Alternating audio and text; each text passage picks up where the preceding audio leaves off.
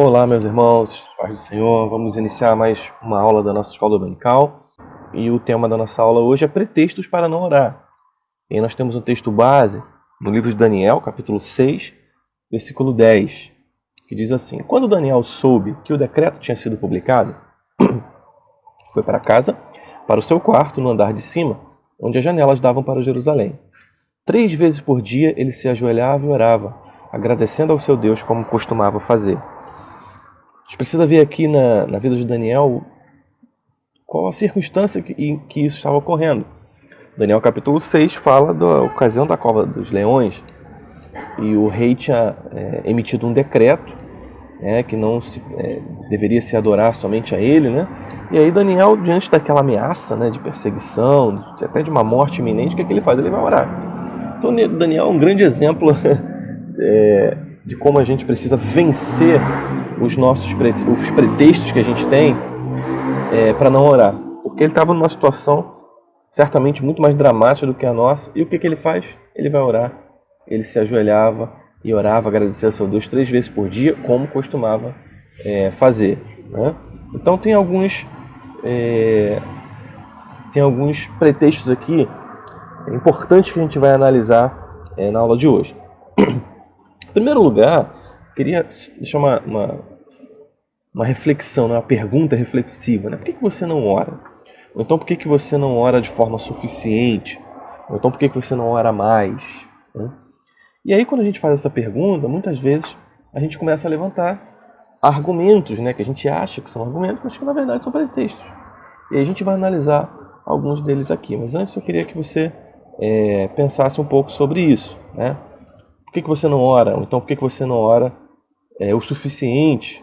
Ou por que você não ora mais aí no seu dia a dia? Se a gente for avaliar, colocar na ponta do lápis, o tempo que a gente gasta orando, pedindo as coisas a Deus é muito pequeno em relação a outras atividades que a gente tem, né? Mas vamos lá, vamos analisar aí quais são esses pretextos. O primeiro dele, que é colocado na lição, é que a gente diz que está ocupado demais para orar. Esse é um ponto, que é muito falado, um dos principais argumentos.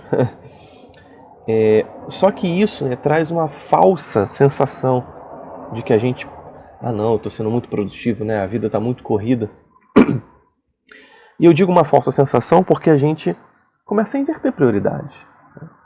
Quando a gente começa a colocar outras coisas na nossa agenda, no nosso cotidiano, que não o relacionamento com Deus, a gente começa a valorizar mais essas coisas do que o nosso relacionamento com Deus. E não tem para onde fugir. O tempo, ele significa prioridade. Aquilo a que a gente devota o nosso tempo, aquilo será a nossa prioridade. E aí no texto da lição, ele relata ali a ocasião de Marta e de Maria, que Marta estava preocupada lá em realizar os seus afazeres domésticos. Eram coisas legítimas, Marta não estava fazendo nada ilegal, mas só que Marta ela estava priorizando outras coisas. Já sua irmã Maria estava priorizando estar aos pés de Jesus. Que privilégio, né? Ter Jesus dentro da sua casa e Marta perdida ali nos seus afazeres. E nós hoje também, mesmo que não fisicamente, temos o privilégio de ter Jesus na nossa casa, dentro do nosso ser, habitando em nós por meio do Espírito Santo. E muitas vezes nós menosprezamos, logicamente, não de forma proposital, mas menosprezamos a presença do Senhor entre nós e relegamos alguns míseros minutos do nosso dia para a gente fazer uma oração rápida, alguns pedidos genéricos, e não se aprofundar nesse relacionamento com Deus. Então o autor aqui vai dizer, da lição, que se o cristão está ocupado demais para orar, ele está ocupado demais. Por que ele diz isso? Em que sentido ele fala isso? A gente deve excluir alguma coisa da nossa rotina para incluir um tempo de mais qualidade com o Senhor. Não tem jeito. A gente tem que sentar, refazer a nossa rotina, o nosso calendário semanal e ir ali tirando os ladrões de tempo, aquilo que rouba o nosso tempo, as distrações, para que a gente possa ter um tempo de mais qualidade com Deus.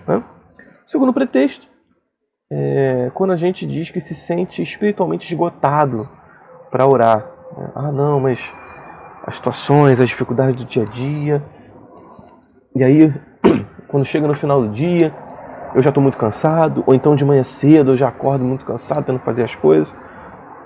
E esse também é um pretexto, um argumento que parece muito digno, né? Só que nós estamos nos enganando se pensamos assim, né? A gente precisa entender que a oração não é algo que a gente deve fazer quando estamos bem. A oração deve ser algo que a gente deve fazer para a gente ficar bem. Então, uma situação de esgotamento físico ou espiritual não é excludente do momento de oração. Aliás, pelo contrário. É aí mesmo que a gente deve orar, pedir forças a Deus, pedir que renove as nossas forças, que a gente se porte, que o Senhor fortaleça as nossas vidas, que a gente se porte de uma forma mais resistente, né, às dificuldades. Então, a gente precisa entender que, em vez dessa situação de esgotamento nos afastar, ela deve nos aproximar de Deus. Porque só Ele pode nos dar esse descanso, né? Pode trocar esse fardo com a gente, né? Como diz a palavra, vinde a mim, todos os que estão cansados e sobrecarregados, e eu vos aliviarei. Então, o fato de estarmos esgotados não deve ser um pretexto para a gente.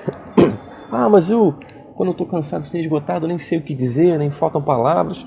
Então a gente vai orar com as palavras que a gente tem. A gente vai orar assim: hoje eu estou muito cansado, o Senhor sabe como meu dia foi cansativo, mas eu não quero deixar de ter esse momento. Quero registrar esse momento, quero colocar diante de Ti. Eu não sei o que pedir, mas o Senhor conhece meu coração. E a gente ir tocando, né, o nosso relacionamento, a nossa vida com Deus dessa forma.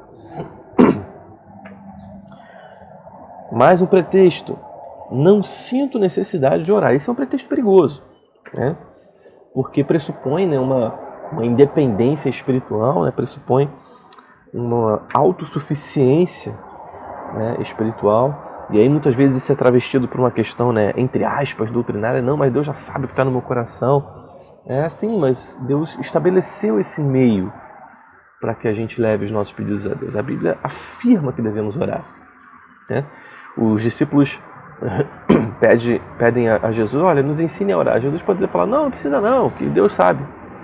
Quando os discípulos pedem isso, o que Jesus fala? Vocês, portanto, orarão assim. Então ele dá um modelo de oração. O próprio Jesus é um grande exemplo de oração. Aparece muitas vezes Jesus indo ao monte para orar. Então, não sentir necessidade de orar não é uma desculpa. É um falso pretexto. Porque nós sempre precisamos orar. Como eu sempre digo, o relacionamento com Deus, ele é um diálogo, né? Não é um monólogo, é um diálogo que é feito, que é finalizado por meio da oração da leitura bíblica. Deus fala conosco por meio da leitura bíblica e nós falamos a Deus por meio da oração. Então nós precisamos orar a Deus para que esse relacionamento não seja interrompido, né? Então a gente precisa estar muito atento a esse pretexto, né, do não sinto necessidade de orar. Se você de fato não tem esse sentimento, então você vai orar pedindo essa necessidade. Fala: Senhor, eu não estou sentindo necessidade de orar, mas eu peço que o Senhor me dê. Me dê esse senso de urgência, esse senso de necessidade de orar a Ti. Um outro pretexto mencionado na lição, né, estou amargo demais para orar. Ah, aconteceu uma coisa comigo. Ah, meu coração está muito duro, muito fechado. Ah, eu me frustrei com alguém. Ah, aconteceu isso, eu estou muito triste. Eu estou muito triste com o próprio Deus. Não sei, algum tipo de coisa que aconteceu que a pessoa se torna amarga demais para orar e ela se torna meio que indigna, né? Ou então, se de repente ela está amarga com o próprio Deus, ela está meio chateada com Deus para orar. Então a gente precisa entender que essas coisas acontecem. O mundo está aí, o mundo caído, né, jaz no maligno, como diz a palavra, e podem acontecer coisas, né, que vão deixar marcas em nós, vão deixar feridas em nós, né? Então a gente precisa estar muito atento, estar muito vigilante sobre o nosso coração, sobre a postura do nosso coração diante dessas situações. Então o que é importante é que a gente lembre sempre de fazer um esvaziamento de maus sentimentos do coração. E aí eu pego uma ilustração da informática, né? A gente tem o nosso computador e às vezes algum arquivo que a gente não quer, a gente joga na lixeira, mas se a gente não for lá e esvaziar a lixeira, aquilo fica ali. A gente acha que se livrou daquele arquivo, mas está ali, na lixeira. Está ocupando a memória do computador, está ocupando o espaço do computador. Então muitas vezes, da mesma forma que a gente precisa ir lá no computador e clicar no esvaziar a lixeira, a gente precisa também esvaziar esses sentimentos do nosso coração, que a gente acha que colocou, não, eu joguei fora, mas está ali na lixeira, ainda está preenchendo espaço no nosso coração. A gente precisa se livrar disso, eliminar esse tipo de coisa, para que a gente não fique amargo, né, dessa forma, e que a gente consiga orar de fato. Um outro pretexto, seguindo aqui, estou envergonhado demais para orar. E aí muitas vezes isso acontece numa situação em que a gente pecou, ou que a gente passou por uma situação, né, vergonhosa, a gente errou contra Deus, então a gente não cumpriu um voto que a gente fez a Deus. E aí a vergonha, né, da nossa carne e também do inimigo das nossas almas, né? O diabo também coloca essa culpa de nossos corações. Mas você pecador vai orar a Deus, você não é digno, né? E é muito comum isso acontecer, a gente ter vergonha, né, de orar por conta de algo que a gente fez. E mais uma vez, como a gente viu já em outros pretextos, isso não deve ser um fator de afastamento, mas deve ser um fator de aproximação. Quando pecamos, né, quando a gente está sentindo culpa, vergonha, né, pelos nossos atos, pelos nossos pecados, a gente deve correr para os braços de Deus. E aí o rei Davi é um grande exemplo disso, né? Ele comete lá um adultério, um homicídio, né? Ele se relaciona com a mulher de outro homem, com Batseba, e depois coloca Urias numa situação em que ele certamente seria morto. Então Davi comete erros graves, pecados graves. E quando ele é confrontado pelo profeta Natan, o que ele faz? Ele vai para os pés do Senhor. Ele compõe, né, o Salmo 51, pedindo perdão a Deus, pedindo que Deus conserte os seus caminhos, né, que o purifique. E não há outra opção para nós quando estamos dessa forma, quando cometemos um pecado, quando cometemos algo vergonhoso, ou algo que não gostamos, não queríamos ter feito. O que a gente deve fazer é correr para os pés do Senhor. Então esse é mais um pretexto que não se fundamenta, porque nós precisamos estar aos pés do Senhor nessa situação. Então estar envergonhado demais para orar também não é uma desculpa, um pretexto para a gente não orar.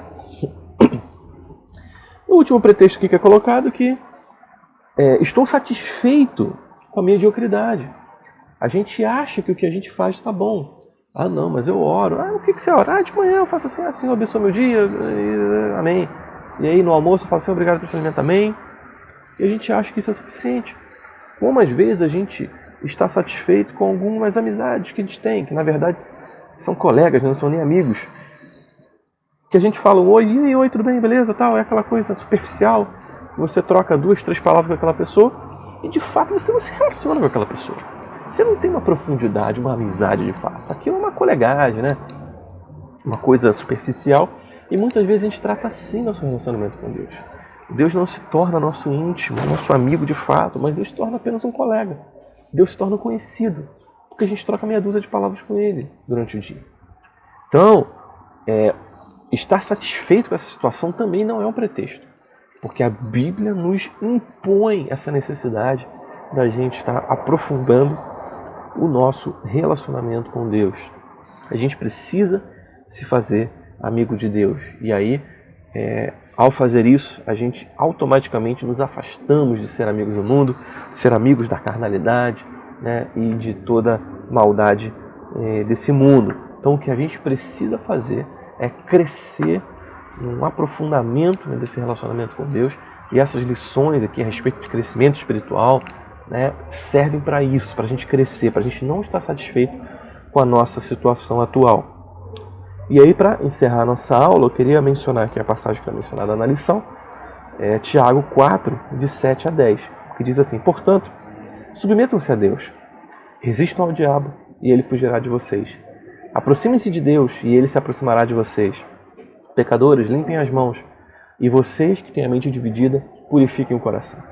Entristeçam-se, lamentem e chorem. Troquem o riso por lamento e a alegria por tristeza. Humilhem-se diante do Senhor e Ele os exaltará. Então, minha oração é que essas lições estejam servindo para que você tenha um relacionamento mais profundo com Deus, para que você cresça espiritualmente, para que a sua vida seja avivada, seja renovada com o fervor do Espírito e que você possa se relacionar cada vez mais com Deus, aprofundar esse relacionamento com Ele e, de uma vez por todas, eliminar todo e qualquer pretexto para não orar.